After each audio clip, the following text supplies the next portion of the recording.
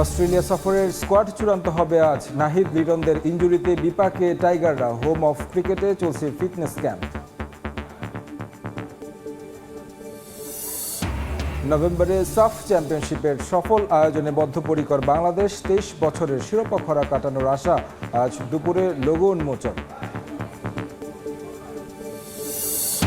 এবং মিরপুর ইনডোরে নতুন করে স্পোর্টসের কারাতে ও জুডোর ফাইনালে লড়ছে অ্যাথলিটরা। আর্মি স্টেডিয়ামে ফুটবল ইভেন্টের সেমির মঞ্চে মুখোমুখি দলগুলো।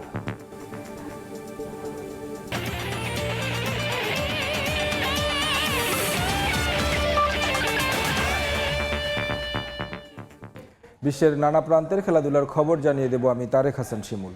শুরু করব ক্রিকেটের খবর দিয়ে। নাহিদ, লিটন, শরীফুলদের ইনজুরিতে অস্ট্রেলিয়া সফরের দল নিয়ে বিপাকে নির্বাচক প্যানেল। যদিও আজই স্কোয়াড চূড়ান্ত করা হবে বলে জানান প্রধান নির্বাচক হাবিবুল বাশার সুমন। গুরুতর ইনজুরিতে পড়ায় 2 টেস্টেই নাহিদ রানাকে না পাওয়ার শঙ্কা রয়েছে। ইবাদত হোসেনকেও নিয়েও আছে সংশয়। তবে চোট জর্জরিত দল নিয়েও শক্তিশালী অজিদের বিপক্ষে ঐতিহাসিক টেস্ট খেলতে মুখিয়ে আছে টাইগার অধিনায়ক নাজমুল হোসেন শান্ত। শক্তিশালী দল দিয়েছে অস্ট্রেলিয়া, বিপরীতে বাংলাদেশের মাথার উপর একের পর এক ইনজুরির বোঝা। সবচেয়ে বড় দুশ্চিন্তা পেস ডিপার্টমেন্ট নিয়ে। Tiger fast bowling sensation Nahid রানার চোট, শরীফুল ও ইবাদতকে নিয়েও অনিশ্চয়তা। ব্যাটিং লাইনআপে লিটনের ফিটনেস নিয়েও নিশ্চিন্ত নয় টিম ম্যানেজমেন্ট। তাই স্কোয়াড ঘোষণার জন্য কালক্ষেপণ নির্বাচক প্যানেলের। আমাদের কিন্তু দলটা দিয়ে দেওয়ার কথা ছিল 5-6 দিন আগেই। আমরা কিন্তু এখন দিতে পারছি না, বিকজ এই ইনজুরিগুলির জন্য আমাদের বসে থাকতে হচ্ছে। একটু প্রেশার বলেন, চাপ বলেন, একটু আছে। ইবাদতের সাথে যোগাযোগ হয়েছে, ইবাদত চেষ্টা করছে আগে চলে আসতে, কারণ ইবাদত আসলে যাওয়ার আগে ভিসা করে যায়নি। ওর ভিসা একটা ইস্যু আছে, ওর ফ্যামিলি একটা কনসার্ন, যেহেতু ও প্যাটার্নিটি লিভে আছে। যদি হয় তাহলে খুব ভালো, না হলে ডেফিনেটলি এই সিরিজের একটা বড় ধাক্কা হবে। ওয়ানডে সিরিজের পর জিম্বাবুয়ের বিপক্ষে প্রথম টি-20 ম্যাচ খেলতে নেমেই ইনজুরিতে পড়েন নাহিদ রানা। সেই চোটের মাসুল অস্ট্রেলিয়া সিরিজে দিচ্ছে বাংলাদেশ। 2 টেস্ট থেকেই এই গতিতারকার ছিটকে যাওয়ার শঙ্কা রয়েছে। প্রশ্ন উঠছে, অস্ট্রেলিয়ার মতো গুরুত্বপূর্ণ টেস্ট সিরিজ সামনে রেখে জিম্বাবুয়েতে নাহিদকে খেলানোর প্রয়োজন ছিল কতটা? অথচ অস্ট্রেলিয়ার কন্ডিশনে নাহিদ যে হতে পারতেন টাইগারদের তুরুপের তাস। আমার মনে হয় যে it's just a accident. Nahid Rana কিন্তু ওর যে ইনজুরিটা, এটা হয়তো এটা আগেই বিল্ড আপ হয়েছে। এটা হয়তো এখানে নাহলে টেস্ট ম্যাচে হয়ে যেত। ফার্স্ট টেস্ট, সেকেন্ড টেস্ট কিছুই ক্লিয়ার না, but his a major concern. দেখা যায় কালকে হয়তো একদম পরিষ্কার একটা ধারণা আপনাদের দিতে হবে। তো আমরা কিন্তু যথেষ্ট ওয়ার্কলোড ম্যানেজমেন্ট করি। একজন বোলার যখন টেস্ট ম্যাচ খেলতে যায়, তার যেমন বেশি ওভার ওয়ার্ক হলেও যেমন দুশ্চিন্তা, যদি কম বোলিং করেন সেটা আসলে দুশ্চিন্তা। তো নাহিদ রানা, তাসকিনদের যাওয়ার আগে কিন্তু কিছু ম্যাচ খেলে যেতেই হতো, আমরা নির্দিষ্ট সংখ্যা ওভার বল করে যেত, সেটা কিন্তু চেক করা হয়েছিল। 1.5 যুগ পর অস্ট্রেলিয়া সফরে যাচ্ছে বাংলাদেশ। ম্যাকি ও ডারউইনের কন্ডিশনে হেড, স্মিথ, ইংলিশদের মতো ব্যাটাররা কঠিন পরীক্ষা নেবেন বাংলাদেশের বোলারদের। অন্যদিকে টাইগার ব্যাটারদের জন্য চ্যালেঞ্জটা আরও বেশি। স্টার্ক, কামিন্স ও হ্যাজেলউডদের মতো বিশ্বসেরা পেসাররা আছেন স্কোয়াডে। কঠিন এই লড়াইয়ের জন্য কতটা প্রস্তুত টাইগাররা? এরকম একটা দল ওরা দিয়েছে, এটা আমাদের টিমের জন্য অনেক বড় একটা অপরচুনিটি যে ওই টিমের এগেনস্টে আমরা কত ভালো ক্রিকেট খেলতে পারি। এবং আমি বলবো যে অলরেডি আমরা একটা ভালো অবস্থান তৈরি করতে পারছি এই টেস্ট টিমটা নিয়ে। কারণ আপনি যদি অপোনেন্টের স্কোয়াডটা দেখেন, এখানে বোঝা যাচ্ছে যে তারা এই সিরিজটা লাইটলি নেয় নাই। আগামী 13 আগস্ট ডারউইন ও 22 আগস্ট ম্যাকেতে 2টি টেস্ট খেলবে বাংলাদেশ ও অস্ট্রেলিয়া। তামিম হোসেন, সময় সংবাদ, ঢাকা। এই মুহূর্তে মিরপুর স্টেডিয়ামে আছেন তামিম হোসেন। অস্ট্রেলিয়া সফরের স্কোয়াড নিয়ে বিস্তারিত জানতে সরাসরি যাচ্ছি তার কাছে। তামিম, এই অস্ট্রেলিয়া সফর নিয়ে কিন্তু আসলে যত ঘনিয়ে আসছে বাংলাদেশের চিন্তাটা তত বাড়ছে। আজকে পর্যন্ত আসলে নির্বাচকরা অপেক্ষা করেছেন এবং আমরা যেমনটা জানি যে আসলে বেশ কয়েকজন প্লেয়ারে, বিশেষ করে নাহিদ রানা ইনজুরি এবং তারপরে ইবাদত হোসেনকে নিয়ে যে পরিকল্পনা ছিল, ইবাদত হোসেন কিন্তু আসলে দেশের বাইরে আছেন। তার সাথে আসলে বিসিবি থেকে যোগাযোগ করা হয়েছে, কিন্তু সে হয়তো বা যদি আসে তারপরও কিন্তু আসলে প্রথম টেস্টে ইবাদত হোসেনকে না পাওয়ার সম্ভাবনা অনেক বেশি। এছাড়া যে ইনজুরি, যে 5 জন প্লেয়ারের আসলে ইনজুরি কনসার্ন রয়েছে, এই 5 জনকে নিয়ে কিন্তু কিছুক্ষণ বাদই আসলে আমরা বিসিবির যিনি চিকিৎসক ছিলেন তার সাথে যোগাযোগ করেছে এবং তিনি কিন্তু আসলে আমাদের জানিয়েছেন যে আসলে উইথিন 1 ঘন্টার মধ্যে আসলে তারা আসলে তাদের যে প্লেয়ারদের যে আপডেটটা সেটা তারা জানাবে। এবং আমরা যদি বলি যে আসলে এই অস্ট্রেলিয়া সফরের আগে বাংলাদেশ জিম্বাবুয়েতে অনেক চাপ নিয়ে খেলতে হয়েছে, কারণ জিম্বাবুয়ের সাথে টেস্টের পর ওয়ানডেতে মানে সবকিছু মিলেই আসলে বাংলাদেশের উপর একটা চাপ ছিল। সেই চাপটা আসলে বলাই যায় যে আসলে বাংলাদেশ বাংলাদেশের জন্য অনেক চ্যালেঞ্জে ফেলেছে এবং বিশেষ করে এই অস্ট্রেলিয়া সফর, আপনি যদি অস্ট্রেলিয়া দলটার দিকে দেখেন যে অস্ট্রেলিয়া যেই টিম দিয়েছে, বিশেষ করে পেস ইউনিটের কথা বলি বা ব্যাটিং ইউনিটের কথা বলি, তারা যেভাবে একটা টিম দিয়েছে যে তারা আসলে বাংলাদেশকে হালকাভাবে নিচ্ছে না এবং বাংলাদেশকে তাদের মানে গুরুত্ব দেওয়ার সবচেয়ে বড় কারণ ছিল যে তাদের বাংলাদেশের পেস ডিপার্টমেন্ট, কিন্তু সেই পেস ডিপার্টমেন্টে এই ধাক্কাটা বাংলাদেশের জন্য অনেক বাংলাদেশকে বিপাকে ফেলেছে এবং নির্বাচকদেরও আসলে বিপাকে ফেলেছে যে এই পর্যায়ে থেকে আসলে দল নির্বাচন করা, কারণ বাংলাদেশের মূল শক্তির জায়গা যেটা সেটা কিন্তু এই পেস ইউনিট। এই পেস ইউনিটের এই একের পর এক ইনজুরি, এটা কিন্তু আসলে টিম ম্যানেজমেন্টকেও একটু দায়ী করছেন অনেকে আসলে। তবে আমরা গতকালকে প্রধান নির্বাচকের সঙ্গে কথা বলেছিলাম, তিনি বলেছেন যে আসলে ওয়ার্কলোড ম্যানেজমেন্ট যেভাবে চেয়েছে সেভাবেই আসলে তারা সবকিছু পরিকল্পনা করে আসলে প্লেয়ারদের খেলিয়েছেন এবং তিনি আসলে এটাকে একটা নিছক অ্যাক্সিডেন্ট হিসেবে দেখছেন নাহিদ রানার যে ঘটনাটা। তবে যাই হোক, এটা আসলে বাংলাদেশের জন্য অনেক বড় একটা ক্ষতি হয়েছে, কারণ নাহিদ রানার মতো একজন পেসার, ডারউইনের মতো যে কন্ডিশন বা ম্যাকাইয়ের মতো যে কন্ডিশন, এইসব কন্ডিশনে কিন্তু তিনি বাংলাদেশের জন্য সবচেয়ে বড় অস্ত্র হতে পারতেন। কিন্তু তারপরে এখন আসলে বাংলাদেশ যদি এক্সেপ্ট আপনার জিম্বাবুয়ের বিপক্ষে টেস্টটা বাদ দিয়ে এর আগে কিন্তু আসলে বাংলাদেশ টেস্ট ক্রিকেটে মোটামুটি একটা ভালো অবস্থান তৈরি করেছে এবং সেই অবস্থানটা আসলে বাংলাদেশের অস্ট্রেলিয়াতে ধরে রাখতে হবে। অ্যাটলিস্ট আপনার যদি অস্ট্রেলিয়াতে বাংলাদেশ অ্যাটলিস্ট 5টা দিন ডোমিনেট করে খেলতে পারে বা 5টা দিন খেলতে পারে, এটাও কিন্তু অনেক বড় অর্জন হবে। তবে বাংলাদেশ চাইবে যে আসলে সেরা পারফর্মটা করতে। তো মিরপুর থেকে বাংলাদেশের যেই টেস্ট ছিল, এছাড়া আজকে যদি বলি, আজকে কিন্তু ফিটনেস ক্যাম্পও হয়েছে, ফিটনেস ট্রেনিংও হয়েছে। তো সেই জায়গা থেকে মিরপুর থেকে বাংলাদেশের অস্ট্রেলিয়া সফরের আগে দল এবং ফিটনেস ক্যাম্প নিয়ে ছিল আমার কাছে সর্বশেষ তথ্য। সহকর্মী তামিম হোসেন যুক্ত হয়েছিলেন মিরপুর শেরেবাংলা ক্রিকেট স্টেডিয়াম থেকে। তিনি জানাচ্ছিলেন বাংলাদেশ দলের সবশেষ অবস্থা এবং কি ফিটনেস টেস্টের খবর। জিম্বাবুয়ে সফরে নাহিদ রানাকে খেলানোর যৌক্তিকতা খুঁজে পাচ্ছেন না সাবেক অধিনায়ক খালেদ মাহমুদ সুজন। তার মতে অস্ট্রেলিয়ার কন্ডিশনে বেশ কার্যকর হতেন এই পেসার। তবে নাহিদকে ছাড়াও অজিদের বিপক্ষে ভালো পারফরমেন্স উপহার দেবে টাইগাররা, বিশ্বাস সুজনের। ওল্ড ঢাকা ক্রিকেট একাডেমির উদ্বোধনী অনুষ্ঠানে এসব কথা বলেন তিনি। ফুটবল বিশ্বকাপের ডামাডোলের মাঝে ক্রিকেট কিছুটা আড়ালে পড়ে গিয়েছিল। বিশ্বকাপ শেষ, আবারও আলোচনায় ক্রিকেট। শুক্রবার বিকেলে পুরান ঢাকার বাংলাদেশ মাঠে বসেছিল ক্রিকেট তারকাদের মেলা। সুজন, রফিক, বেলিম থেকে শুরু করে বিজয়, সাবেক ও বর্তমানদের মিলন মেলার সঙ্গে যাত্রা শুরু হলো মেহরাব হোসেন অপির ওল্ড ঢাকা ক্রিকেট একাডেমির। পুরানো আড্ডায় ফিরে আসে পুরানো স্মৃতি। 2003 সালে অস্ট্রেলিয়া সিরিজের স্মৃতি ফিরে আসলো খালেদ মাসুদ সুজনের কণ্ঠে। এই বাংলাদেশ আর ওই বাংলা, আমি বলবো যে বাংলাদেশ ছেলেরা ভালো খেলছে টেস্ট ম্যাচে, বাট আমার মনে হয় যে আমাদের টপ অর্ডার ব্যাটিংটা ভেরি ইম্পর্টেন্ট হবে সত্যি কথা বলতে এই কন্ডিশনে। বিকজ মানে অস্ট্রেলিয়ার যে ট্রায়ো পেস বোলিং আছে তারা ডেফিনেটলি সমীহ জাগানো বোলার। সুজন, অপিরা অজিদের ডারউইন ও কেয়ার্নসে খেলেছিল 2 ম্যাচের টেস্ট সিরিজ। এবারও 2 টেস্ট টাইগারদের। সুজনের ডারউইনে খেলার অভিজ্ঞতা থাকলেও ম্যাকায়ে নেই। সেবার 2 টেস্টে ইনিংস ব্যবধানে হেরেছিল বাংলাদেশ। এবারও যে অপেক্ষা করছে কঠিন চ্যালেঞ্জ মনে করিয়ে দিলেন সাবেক এই অধিনায়ক। ডারউইনে 2টাই ভেন্যু যে অস্ট্রেলিয়া এত বেশি খেলে না, ওদের জন্য জিনিসটা নতুন।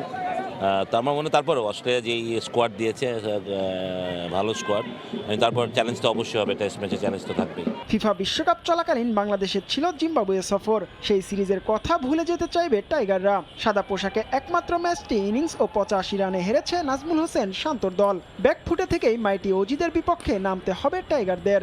জিম্বাবুয়ের সাথে খুব একটা ভালো খেলিনি টেস্ট ম্যাচে, লাস্ট টেস্ট ম্যাচে, বাট এখান থেকে কামব্যাক করার জন্য আমার অনেক Australia should be very good opponent. Nahid না জিতে পারে সেটা আমাদের জন্য একটা সেটব্যাক, বাট তারপরও আমার মনে হয় যে ওকে যদি আসলে বেশি ইনজুরি থাকে তাকে সময় দেওয়া উচিত। আবারও বিসিবিতে ফিরেছেন সুজন। সম্প্রতি যুব দলের পরামর্শক হিসেবে নিয়োগ পেয়েছেন সাবেক বোর্ড পরিচালক। জিহাদ আল হাসান, সময় সংবাদ, ঢাকা। পর্দা নামলো নতুন করে স্পোর্টসের ক্রিকেট ইভেন্টের। ছেলেদের বিভাগে রংপুরকে হারিয়ে শিরোপা জিতেছে রাজশাহী অঞ্চল। মার্কাটারি ব্যাটিংয়ে আলো কেড়েছেন ওপেনার শফায়েত সাদিদ। মেয়েদের ইভেন্টে চ্যাম্পিয়ন ঢাকা অঞ্চল, ফাইনালে তারা হারিয়েছে ময়মনসিংহকে। পুরস্কার বিতরণী আয়োজনে উপস্থিত ছিলেন বাংলাদেশ জাতীয় পুরুষ ও নারী দলের অধিনায়ক।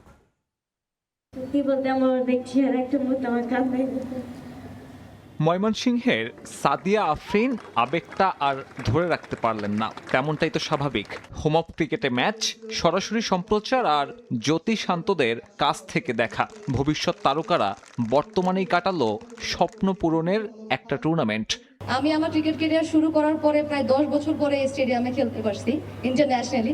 But you guys are very fortunate যে হোম অফ গ্রাউন্ড যেটা আমরা বলি, এই মাঠে আসলে খেলার সুযোগ পেয়েছে। এবং আমি বলবো যে ভাইয়ার সাথে অ্যাড করবো, হারা যেতে আসলে অনেক দূরের বিষয়। এখন আমরা যেই এজে এখন আছি, আমার কাছে মনে হয় খেলাটা এনজয় করাটা অনেক বেশি ইম্পর্টেন্ট। খেলাটা আসলেই উপভোগ করেছে খুদে এই ক্রিকেটাররা। আলো কেড়েছেন রাজশাহী ওপেনার শাফায়েত সাদিদ।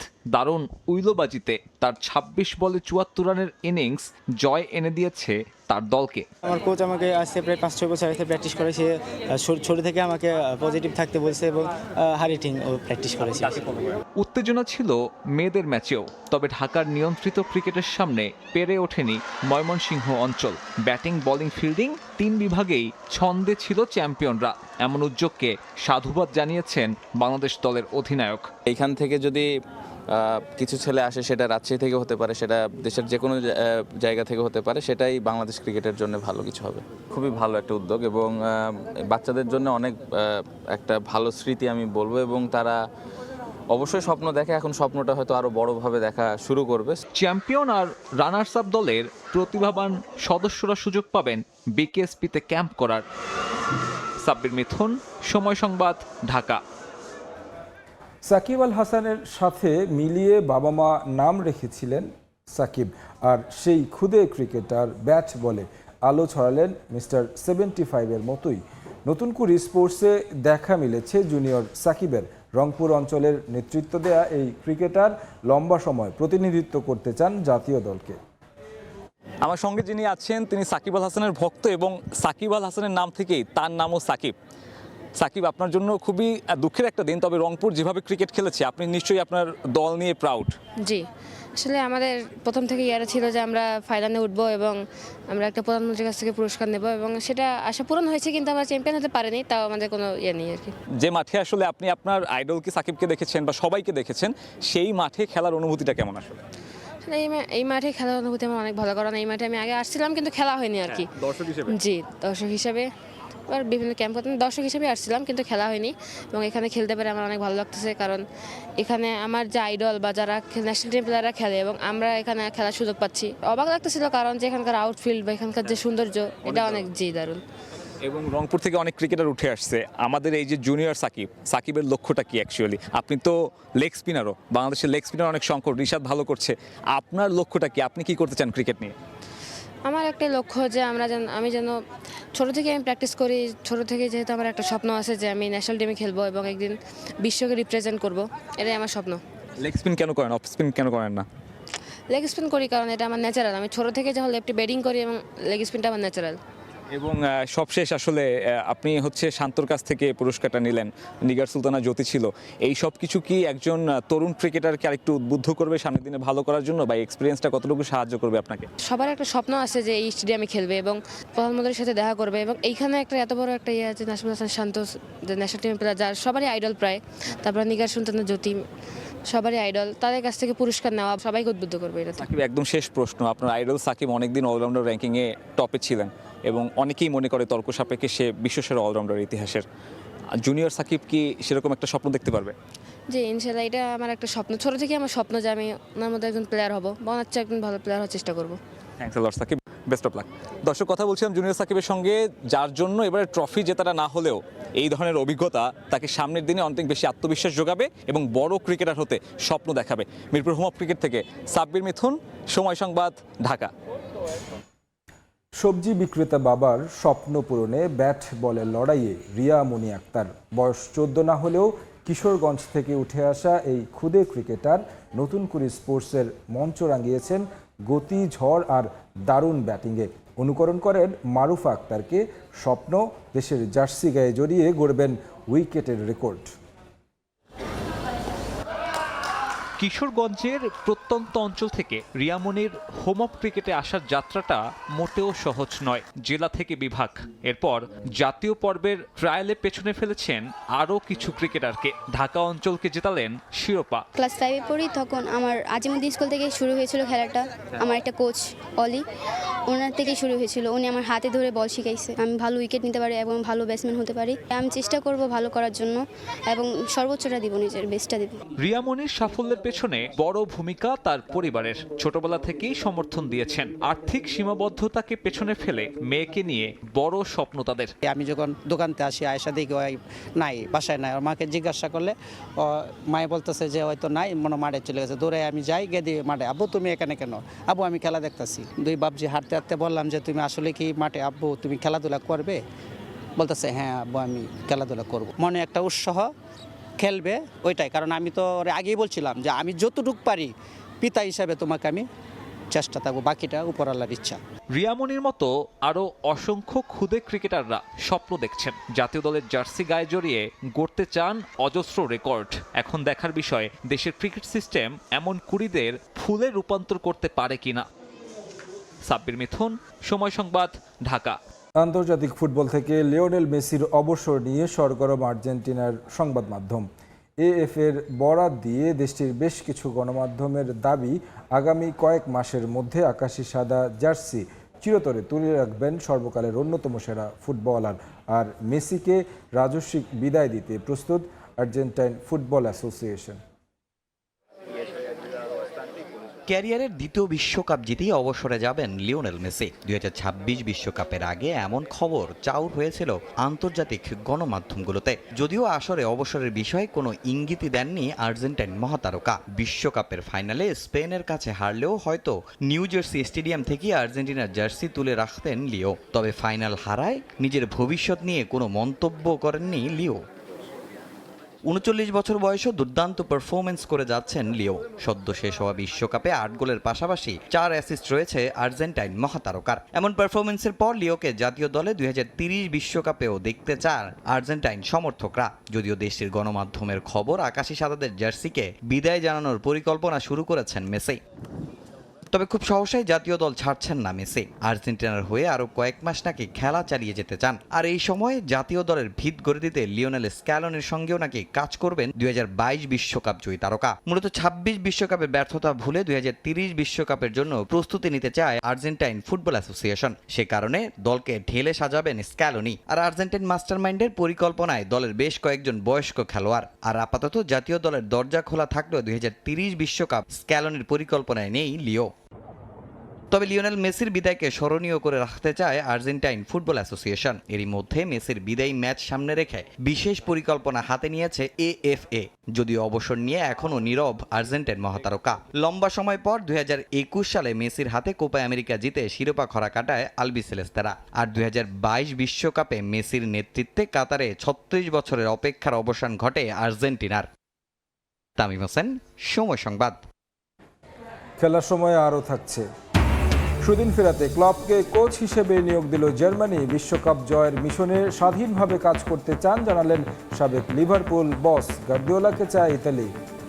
আর্জেন্টিনাকে হারিয়ে বিশ্বকাপ জেতায় এবার দেশটির সর্বোচ্চ রাষ্ট্রীয় সম্মাননা পেতে যাচ্ছে স্প্যানিশ ফুটবল দল।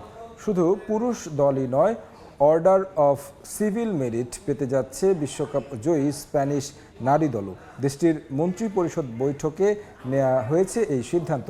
বিশ্বকাপের মূল মঞ্চে স্প্যানিশ ফুটবলারদের মানসিকতার প্রশংসা করা হয় স্পেনের মন্ত্রী পরিষদের বৈঠকে।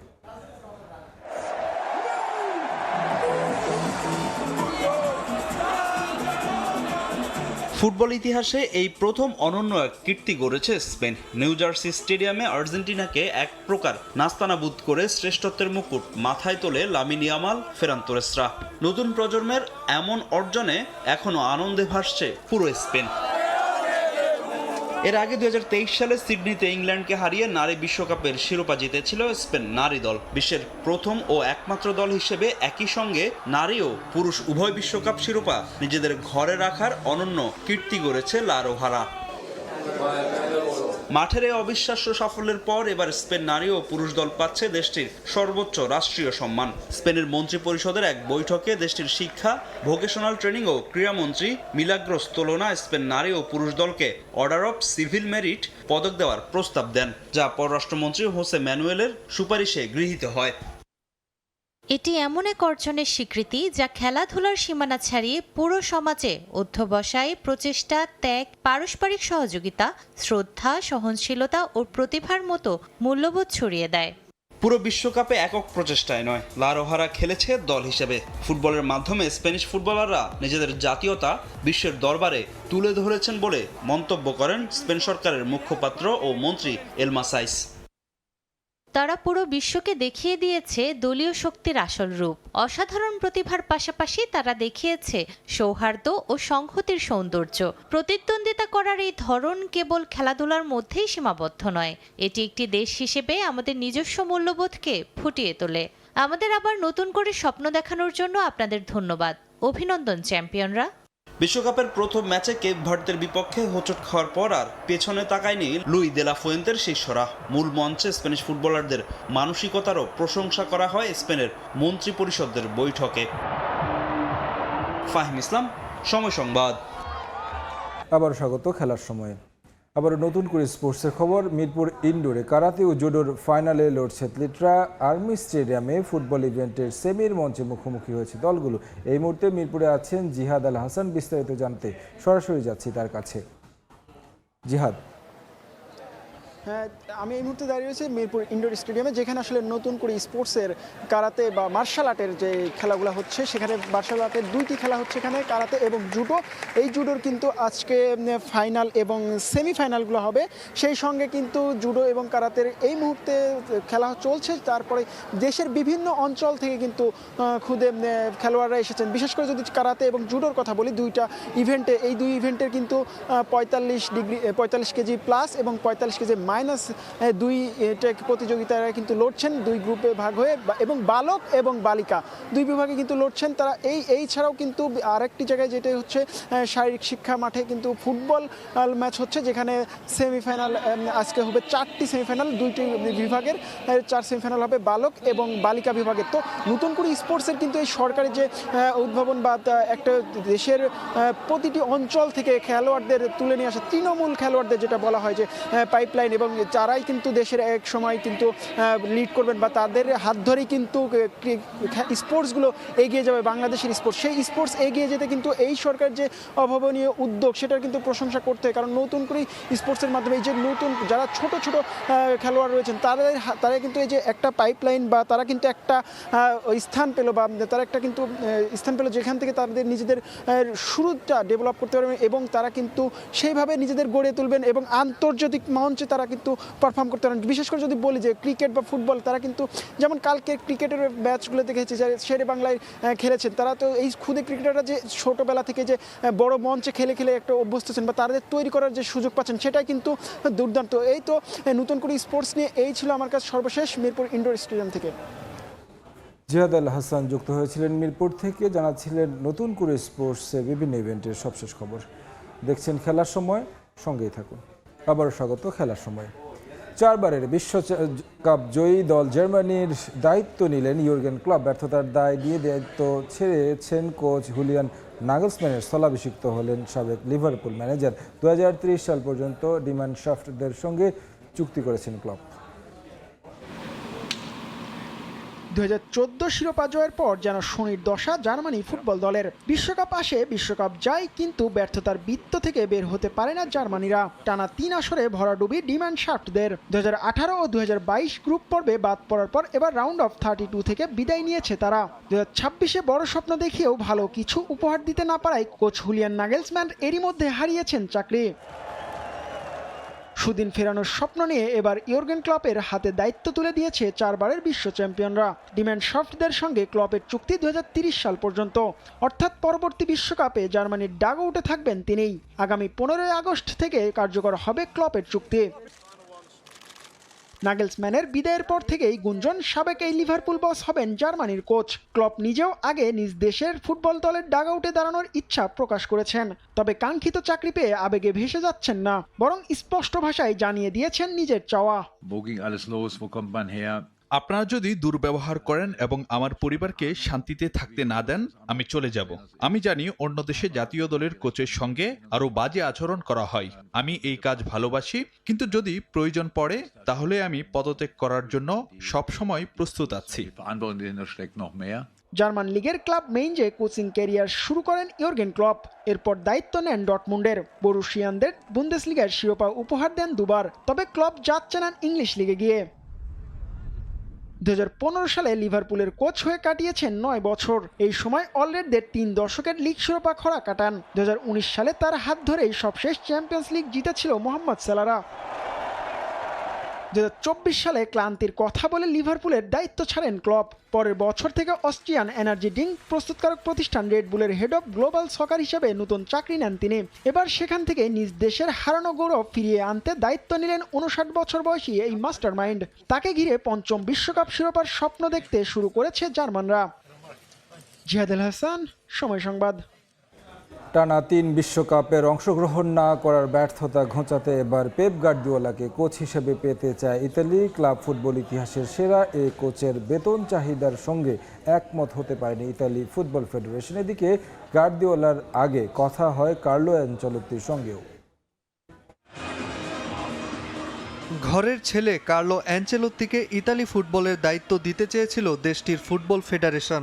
জোর আলোচনা শেষে অ্যানচেলোত্তি ফিরিয়ে দেয় সেই প্রস্তাব। দায়িত্ব নেয় ব্রাজিলের হেক্সা পূরণের। 2030 বিশ্বকাপ পর্যন্ত সেলেসাওদের দায়িত্বে আছেন অ্যানচেলোত্তি। তবে বিশ্বকাপ ব্যর্থতার পর অ্যানচেলোত্তিকে অব্যাহতির দাবি জানিয়েছে অনেক ব্রাজিলিয়ান কিংবদন্তি ফুটবলার। শেষ পর্যন্ত ব্রাজিল ছাড়লে ইতালি কোচের দায়িত্বেও দেখা যেতে পারে তাকে।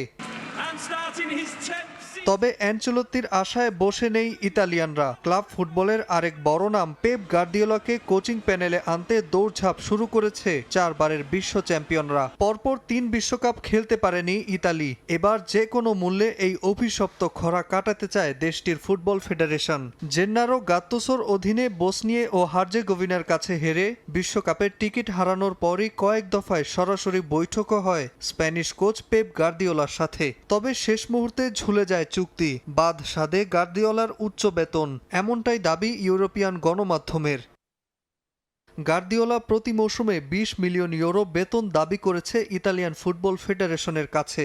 আগের কোচ থেকে প্রায় 10 গুণ বেতন দাবি করেছে স্প্যানিশ এই মাস্টারমাইন্ড, যা দেশটির ফুটবলের বার্ষিক বাজেটের অর্ধেক।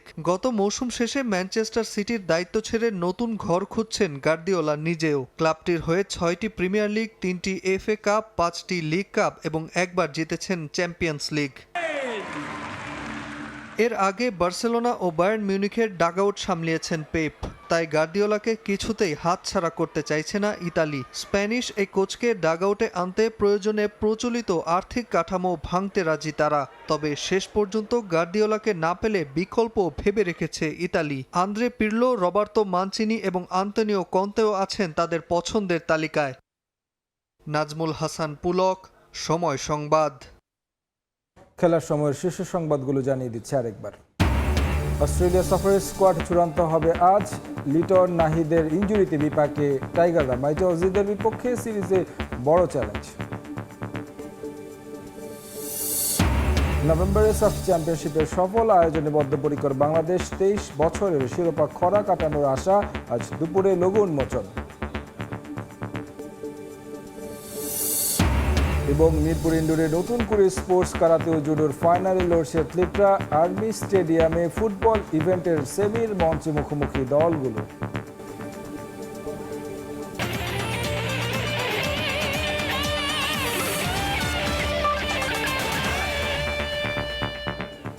এই ছিল খেলার সময়ের এখনকার আয়োজন। এরপর দুপুরের সময় নিয়ে সঙ্গে থাকবেন কাজল আব্দুল্লাহ। ধন্যবাদ শিবন। দুপুরের সময় নিয়ে আসছি কিছুক্ষণ পরে, সঙ্গে থাকুন সময়।